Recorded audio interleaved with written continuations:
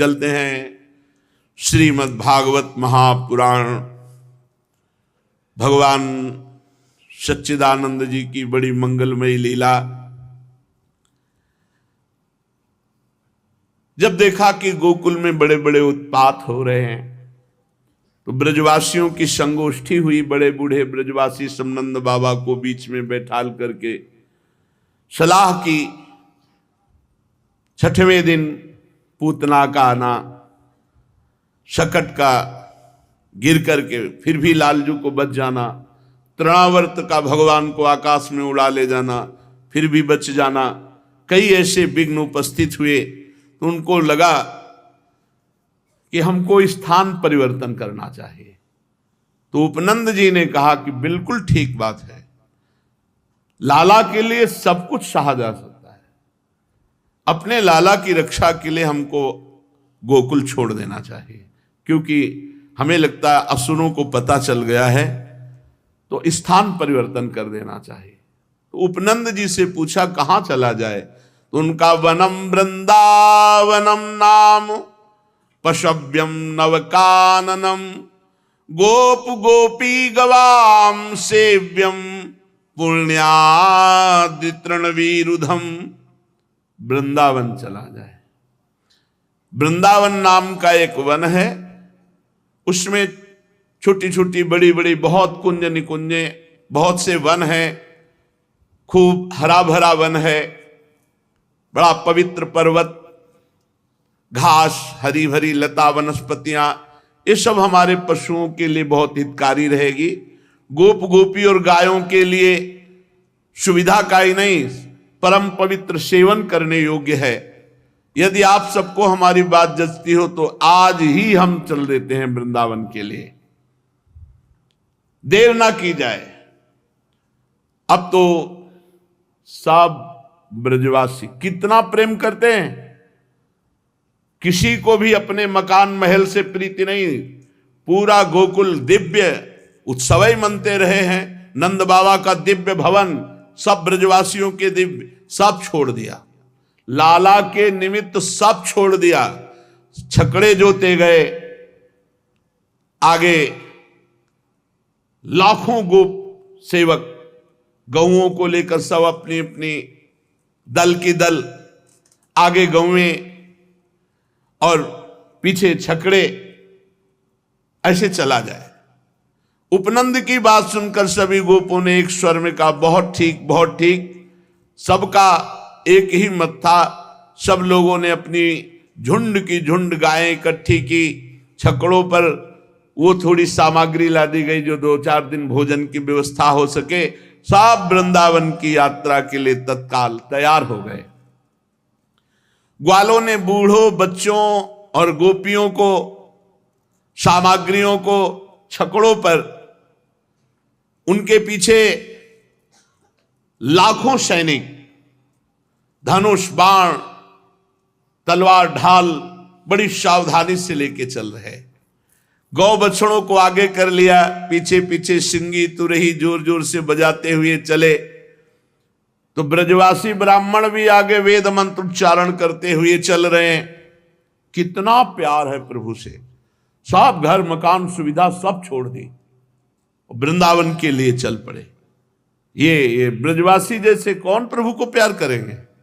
गोपियां नवीन नवीन वस्त्र धारण करके, गले में सब आभूषण धारण किए हुए, स्वर्ण आदि रत्नों के रथों पर सवार हैं, और वो सब भगवान श्री कृष्ण के प्रेम में डूबी हुई है।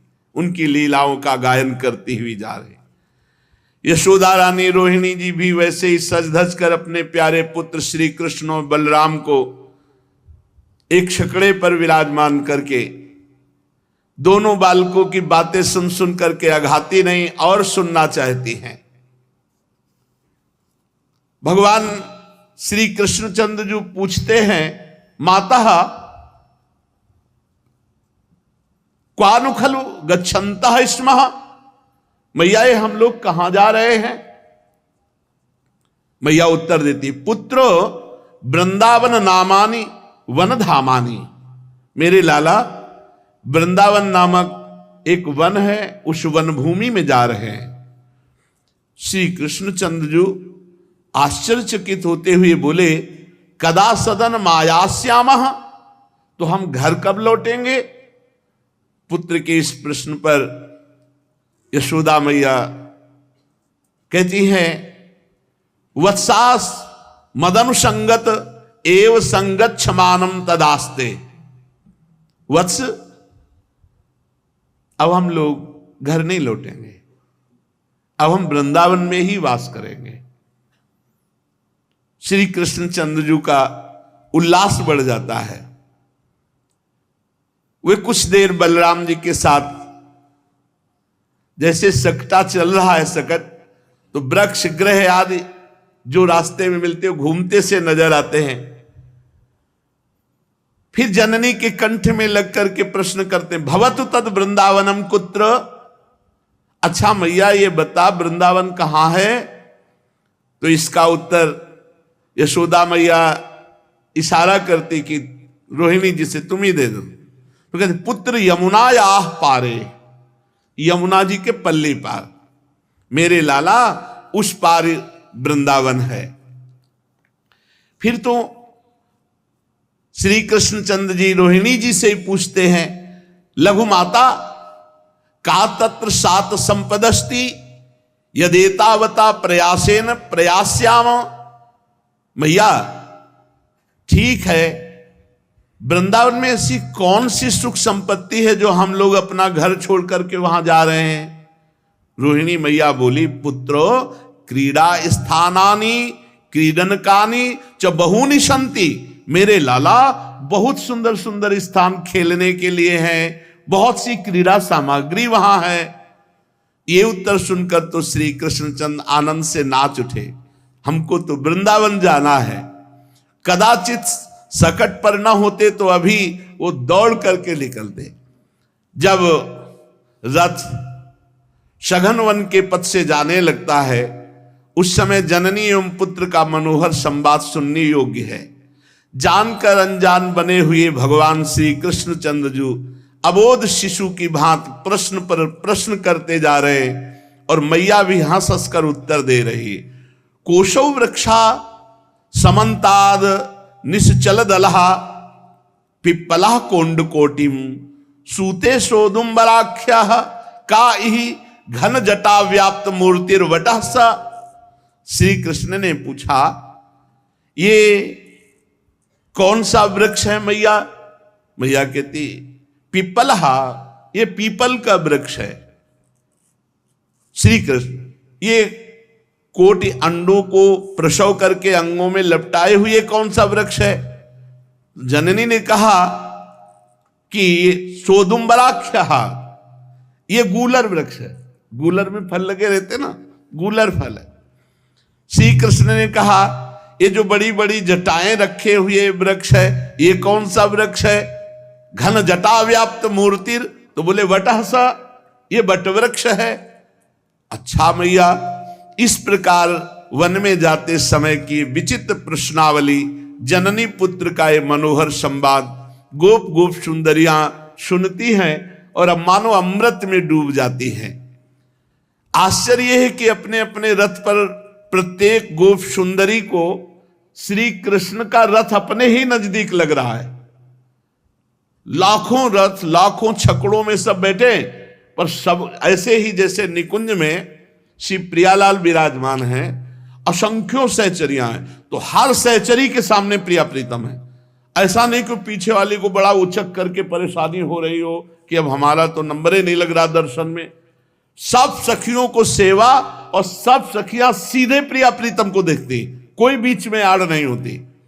ऐसे ही एक छकड़े पर कृष्ण बलराम है, लेकिन वो छकड़ा सबके समीप चल रहा है, सब बातें सुन रही प्रभु की, सब आनंद मगन हो रही है।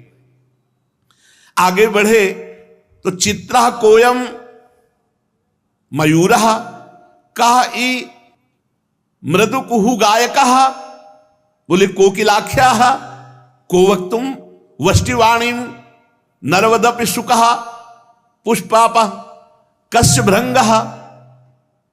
मैया, ये रंग बिरंगा पक्षी कौन है?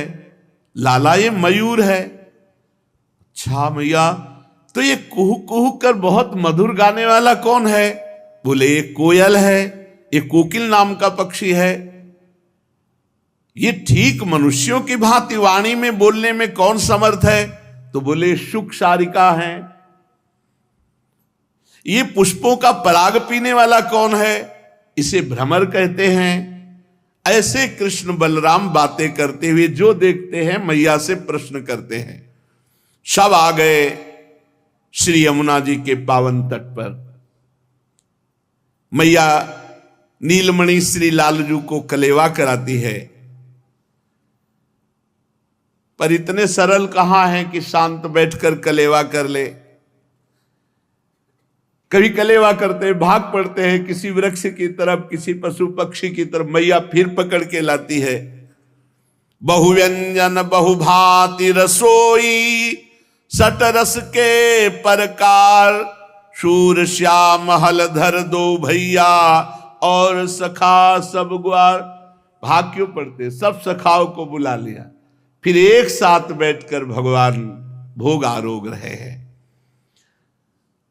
सकट ऐसे मंडलाकार खड़े किए गए हैं और बीच में सब बड़े सुंदर सुंदर शिविर कपड़े के ऐसे जिनमें सब शयन कर सके। सकट समूह क्रमशः कालिंदी यमुना जी के तट पर ऐसे लगाए गए हैं मानो कोई पहाड़ हो, श्रेणीबद्ध यमुना के तट पर। क्योंकि सब नवीन नवीन भी गोप बालक हैं, कोई जंगली पशु ना आ जाए। और हजारों सैनिक लाखों की संख्या में धनुष बाण तलवार ढाल लिए हुए सकट के पहले वो खड़े हुए हैं। यमुना तट घटमान में खलाल, लाल शाह शिव इति करुणया, कुलिश करेणाकृत पक्षिच्छिदा, कनकगिरि कैलास गौरी गुरु प्रभति महामहीधर राज, निकर्णाम पंक्ति भूय चलंती, कुमार श्रेणी रिव सकटानि पथ जनैर वृद्यस्यन्तः। ऐसा लग रहा है कैलाश पर्वत विराजमान हो गया। इतने सुंदर सुंदर शिविर लगे हुए हैं, सकट हैं, आसपास सब सैनिक है और बड़े बलवान गोप बड़ी सावधानी से वीरासन में बैठ करके सबकी रक्षा कर रहे हैं। ऐसा प्रतीत होता है मानो सैन्य बल ही मूर्तिमान विराजमान हो। आकाश से भी कोई नहीं आ सकता, पृथ्वी की तरफ से भी कोई आक्रमण नहीं कर सकता। ऐसे वीरासन में बैठे हुए दिव्य धनुष बाण लिए हुए सब सावधान हैं। यमुना पार होने की व्यवस्था के लिए पहले ही नावों की व्यवस्था की गई है। बाबा ने पहले से व्यवस्था रखी। अब रात में सब वहां शयन कर रहे हैं। 4 पहर विश्राम किया। चारों ओर वस्त्रों के जो गृह तंबू हैं, अगणित चंदोए हैं, सब सुंदर सुंदर दुग्ध फेन की तरह गद्दे तकिया, सब राजसी व्यवस्था, मानो वस्त्रमयी पूरी हो। बाबा के सब ब्रजवासी और गायें जो छकड़े के अंतर्गत शिविर हैं उनमें तो सब जन है। और एक और सैनिकों की व्यवस्था की गई जो रथों के द्वारा घेरे गए, उनमें गौ लाखों करोड़ों गौएं। यत्रादौ प्रथमागतः कतिपय तस्थौ गवाम संहति, तत्रैव क्रमतः समेत सनकर वृद्धिम प्रयांतिम ततः। अब यहां गौ दोहन उतने जितने से प्रयोग हो जाए, बल्कि सब बछड़े पिए, क्योंकि दही जमाना मंथन करना ये तो सब रास्ते में थोड़ी हो सकता है। मत गयन साण, वो तो अपनी पैरों से, और फिर रम्हाना, बलि, सब ये साण आदि बछड़े आदि ये बड़े बलवान हैं। वृद्ध गोप बड़ी सावधानी से उतना ही दूध निकाला जो पूरी समाज को ब्रजेंद्र उपनंद अभिनंद सनंद नंदन ये विशिष्ट हैं, पूरी मुखिया हैं ब्रजमंडल के। ये सब निरीक्षण करने में लगे हो, किसी को कोई परेशानी तो नहीं है, किसी को कोई आवश्यकता हो, ऐसे। अब यमुना जी में सहस्त्रों नामें इकट्ठा कर ली गई। आदेश हुआ नंद बाबा का, तो पहले से व्यवस्था थी। श्री यशोदा मैया ने प्रातःकालीन श्री बलराम जी को, श्री कृष्णचंद्र जी को और सब छोटे छोटे जो भगवान के सखा हैं सबको बाल भोग मिष्टान आदि पवाया और गोद में ले लेकर के सब नाव में बैठ जाते हैं। ब्रजेश्वरी श्री रोहिणी जी श्री कृष्णचंद्र जी को एवं यशोदा मैया बलराम जी को गोद में लेकर के सुंदर नाव से यमुना जी के दर्शन करते हुए पार होते हैं।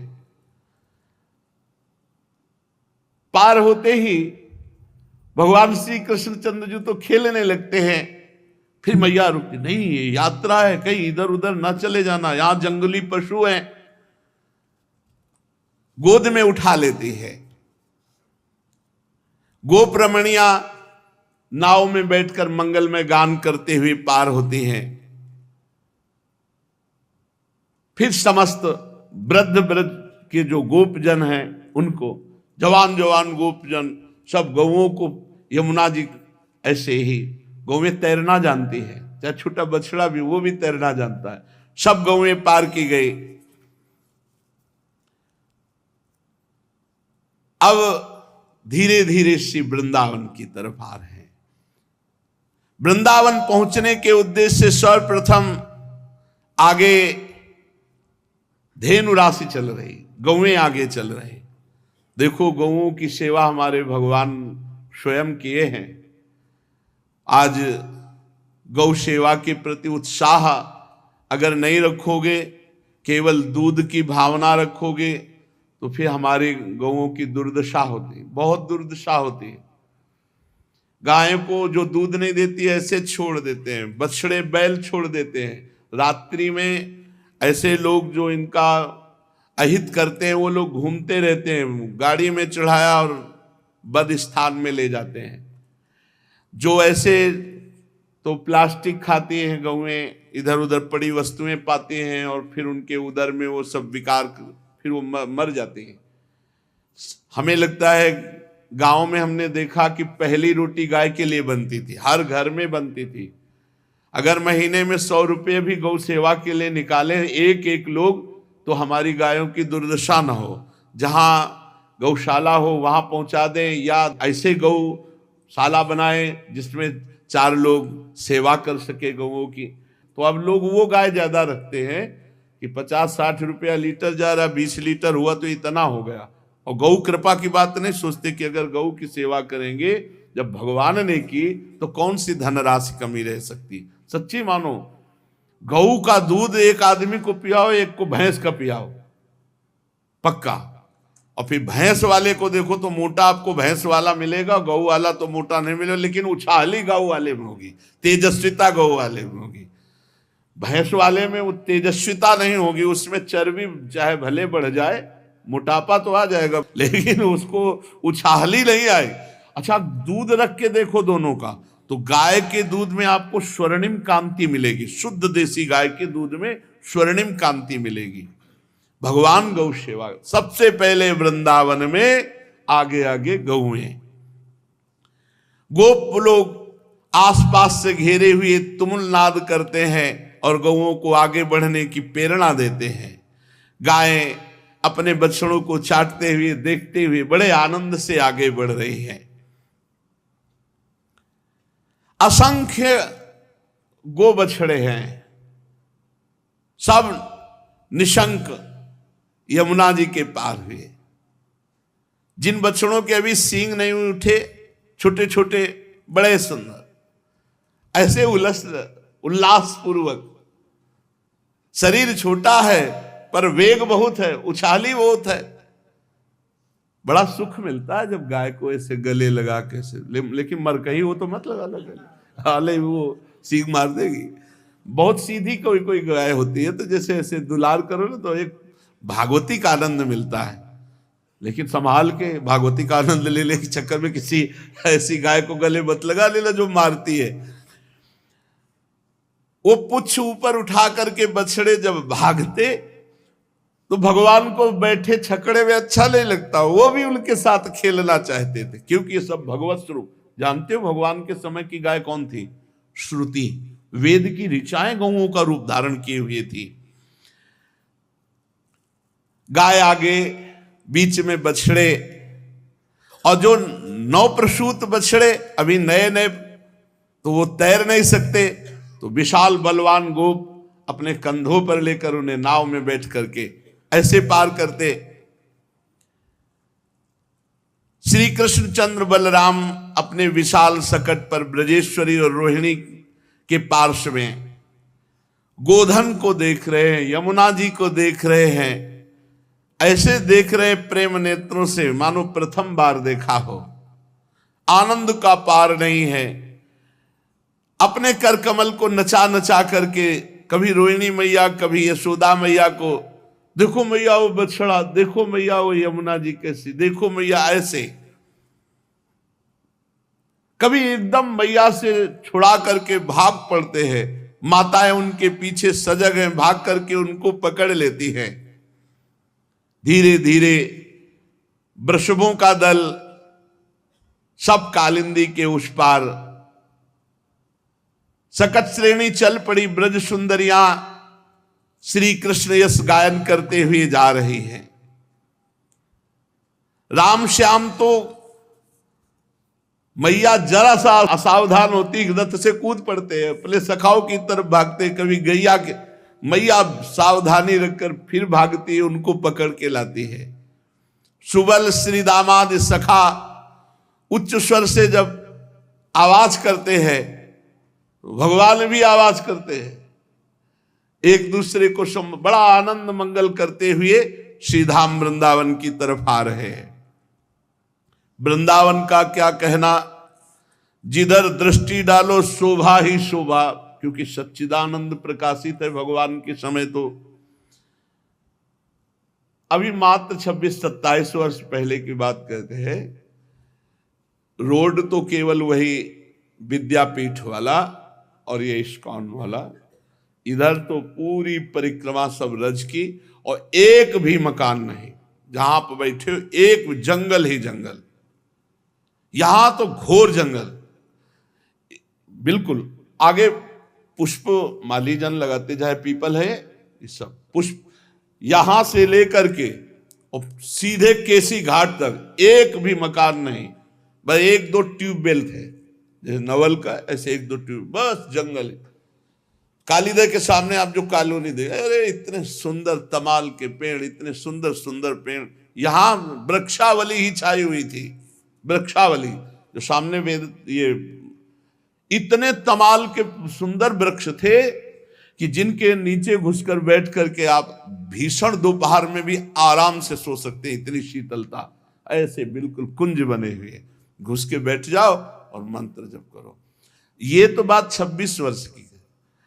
500 वर्ष पहले जब आचार्य चरण आए थे, तब यहां बस 2-4 बड़े बड़े महापुरुष जो विराजमान थे, नहीं अन्य नहीं। यहां शांत। उधर राजपुर गांव में कुछ थोड़े से घर, क्योंकि माधुकरी वृंदावन से मांगने मथुरा जाते थे, इसका मतलब सुविधा यहां ऐसी नहीं थी।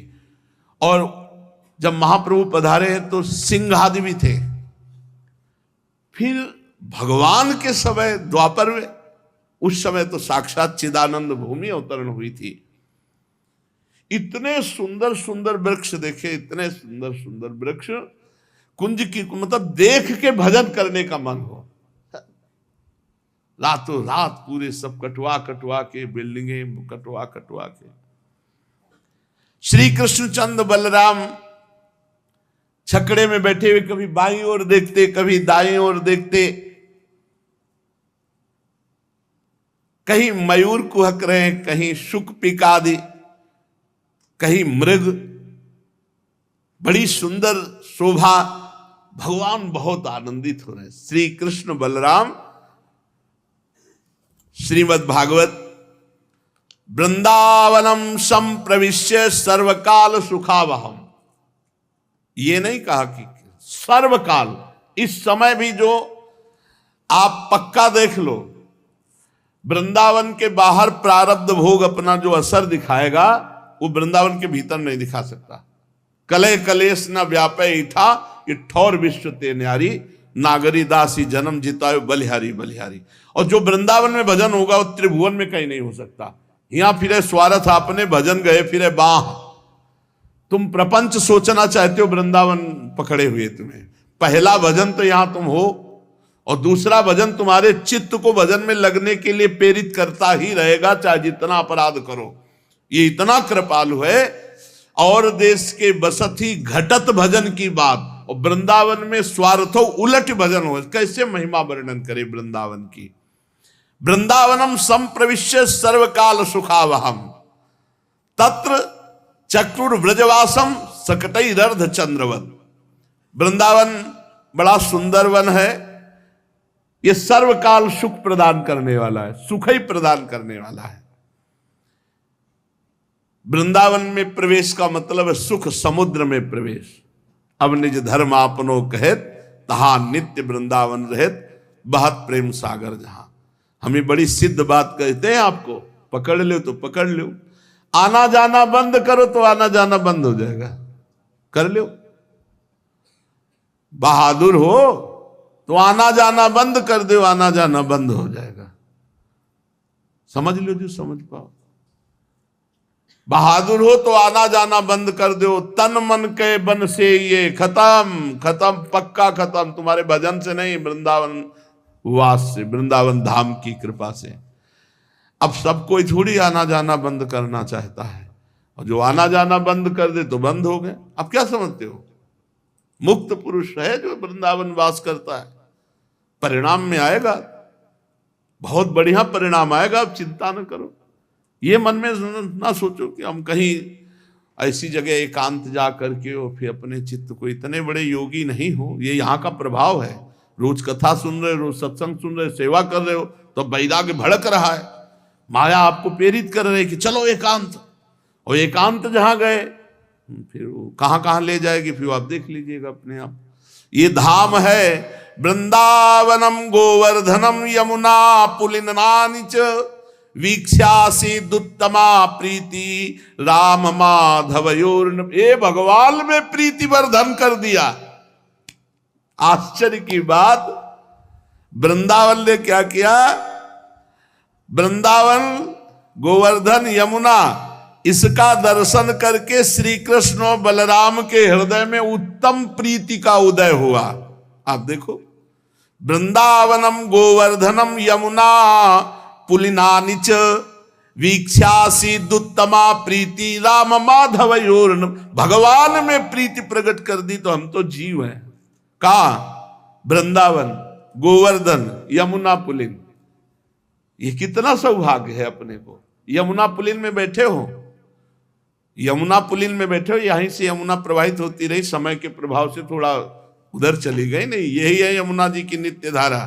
काली देवी में देखो सीढ़ियां बनी और क्रम से देखते चले जाना, आगे सब सीढ़ियां आपको दिखाई देगी, यहीं से यमुना जी प्रवाहित होती थी।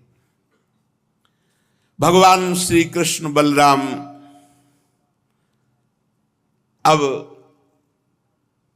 गुप्त रूप से एक चमत्कार हुआ। विश्वकर्मा जी जब थक करके सब गोपगण आए और शयन किए, अपने अपने छकड़े अर्धचंद्राकार लगा दिए,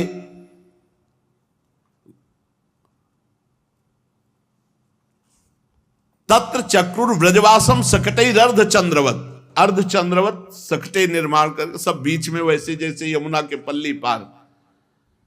तो विश्वकर्मा जी ने भगवान की आज्ञा से दिव्य वृंदावन में दिव्य निर्माण, क्योंकि वृंदावन तो लता पता, बाबा का महल, नंद उपनंद सबकी वैसे ही व्यवस्था जैसे गोकुल में थी, ऐसे ही भगवान ने वृंदावन में व्यवस्था की। पूज्य राधा बाबा अपनी वाणी जी में लिखते हैं कि रात्रि में विश्वकर्मा ने पूरी की पूरी नगरी ऐसी बना दी जैसे गोकुल में सबके वास्ते, वैसे ही भगवान की आज्ञा से विश्वकर्मा ने वास की व्यवस्था की।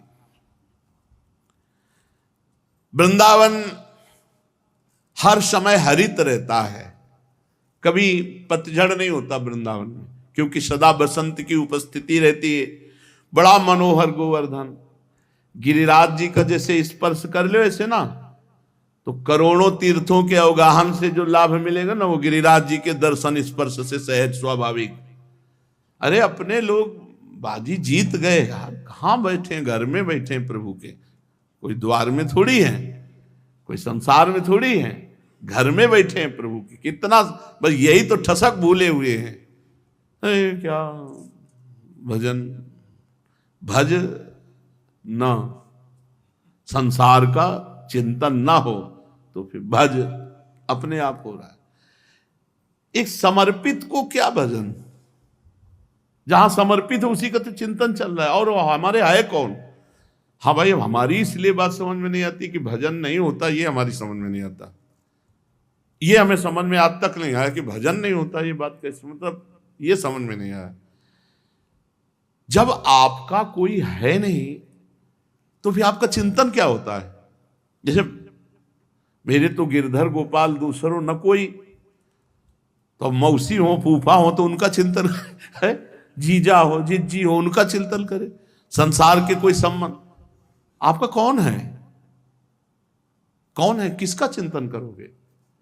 तो जिनके हैं उनमें भगवत भाव कर लो, और जो विरक्त है तो हम कहते हैं तुम्हारे है कौन जो चिंतन कर, किसका चिंतन करोगे? भगवत मार्ग में चलने वाले उपासक का चिंतन, और कैसे क्या हो सकता है चिंतन? प्रियालाल किसी और कोई है ही नहीं, तो चिंतन किसका करोगे? चिंतन, हमारा चिंतन, हमें जैसे कभी कोई कहता है कि हमारा भजन नहीं होता, तो हमको ये लगता है कि होता क्या है, तुम हमें बताओ क्या होता है तुम्हें? आखिर का क्या दिमाग में चलता है? क्या दिमाग? बिटिया का ब्याह करना है, उसके लिए लड़के की हमें शादी कर ली है, लड़के के है क्या कुछ? तो क्या चिंतन करना है भाई? गृहस्थ आदमी कहे तो उसके पास सैकड़ों समस्याएं हैं, उसमें वो उलझ सकता है। आपकी समस्या क्या है? दवाई, कपड़ा, भोजन है। अपने लड़के को जितना गृहस्थ जन प्यार नहीं करते होंगे, उससे ज्यादा श्री जी आपको प्यार करते हैं। तो आप विचार करो, फिर अपना चिंतन क्या होना चाहिए? फिर तो बहुत मतलब हम बेईमान हैं कि अपने इष्ट के चिंतन को छोड़कर और कोई चिंतन, हमें यही हमें समझ में नहीं आता कि हम यार चिंतन करें तो किसका करें, किसका चिंतन करें, क्या चिंतन होता है? बस यही हम, आप अपने से प्रश्न करो, आपका है कौन? फिर चिंतन के हिया फिरे स्वार्थ आपने, भजन गए फिरे बा, और देश के बसत ही अधिक भजन जो होए, अधिक भजन जो, यही समतो पूजत नहीं वृंदावन रहे सो। क्यों? आप सच्ची मानिए, करवट बदले ना तो विपिन घन कुंज रति केली भुज मेली, बस सुनते रहो, चल रहे। ब्रजनव तरुणी कदम मुकुट मणि श्यामा आज बनी, आंख मूंदे पड़े चल रहे। क्यों? अब और चलेगा क्या? कई वाणी हरिवंश की, कई हरिवंश है ना, कोई जगह नहीं सोचने की। किसको सोचे? न कर्जा देना है, न कर्जा लेना है, न खेती बोना है, न खेती कटवानी, न लड़का न बच्चा। अब तुम्हारे और चिंतन क्या रह गया हमें बताओ? न तुम्हें खाने की चिंता है, न कमाने की चिंता है, न तुम्हें क्या परेशानी? तो चिंतन किसका? कोई चिंतन नहीं। तो हम कह रहे चिंतन कैसे कैसे नहीं होता? भगवत चिंतन क्यों नहीं होता? हमारा तो धंधा है वही, हमारा तो नशा है वही, हमारा जीवन वही है। कैसे? और इतनी बड़ी पावर शक्ति वृंदावन से मिलती भजन की कि आप बाहर जाके देखो कितना विक्षेप है, और यहां देखो हर विक्षेप को रोक कर भजन की तरफ वृत्ति को प्रवाहित कर देना, ये वृंदावन धाम की कृपा है।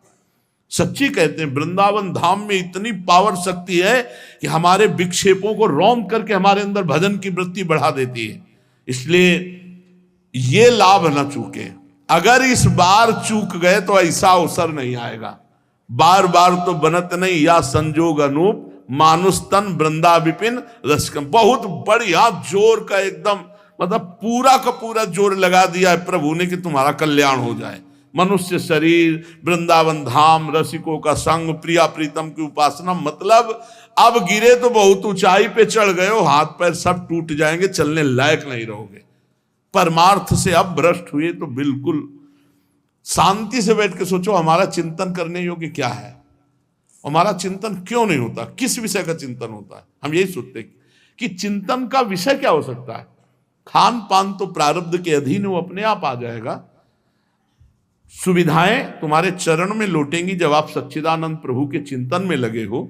अन मांगे आगे आवे गो, जीव पल लागे पल को, हरिभज हरिभज छाण न मान नर्तन को, मति बंछे रे मति बंछे तिल तिल धन को, अन मांगे आगे आवे गो, जीव पल लागे पल को, कह हरिदास बीच जो आवे त्यो धन है आपन को।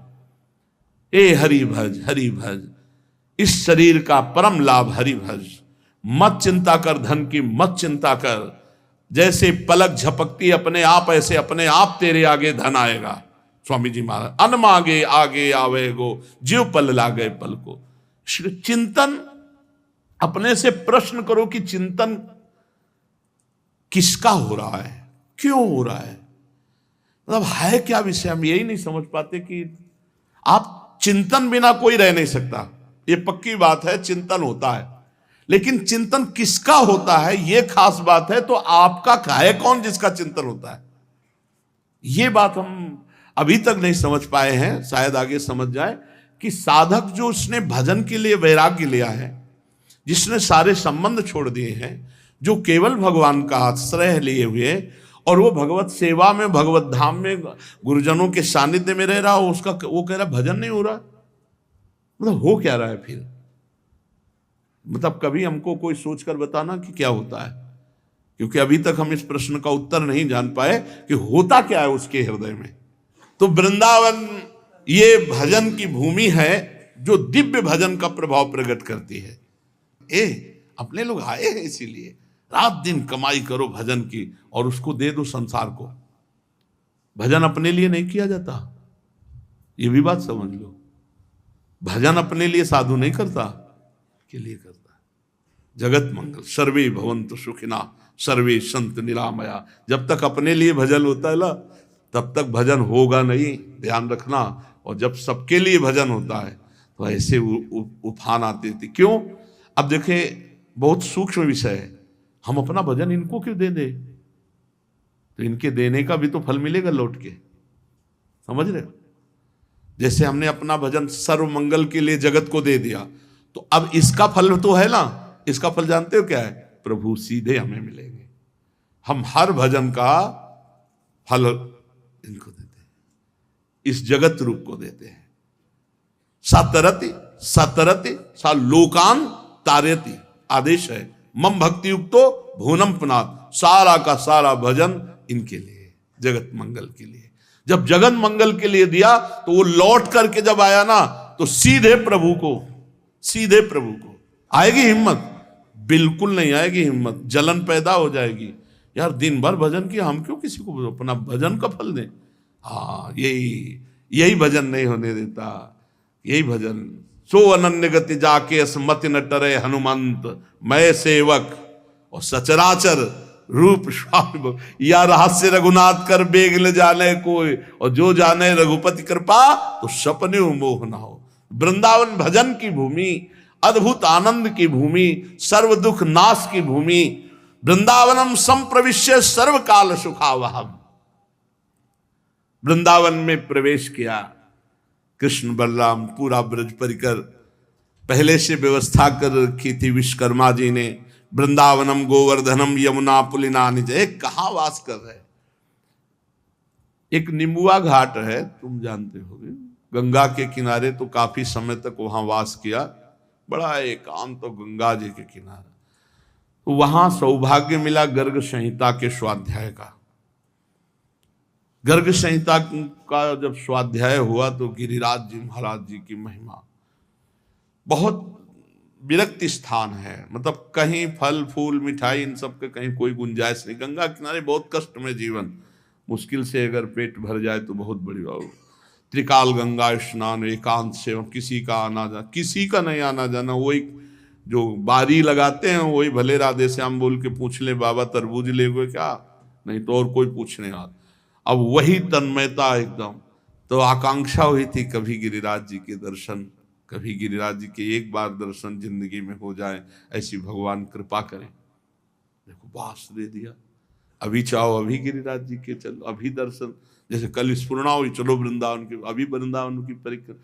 कितना सौभाग्य, जानते हो, तरसते थे एक बार गिरिराज गोवर्धन के। जब गर्ग संहिता में महिमा पड़ी ना, तो लगा एक बार गिरिराज गोवर्धन। आप कहाँ बैठे हैं, कौन सा भजन कमी है?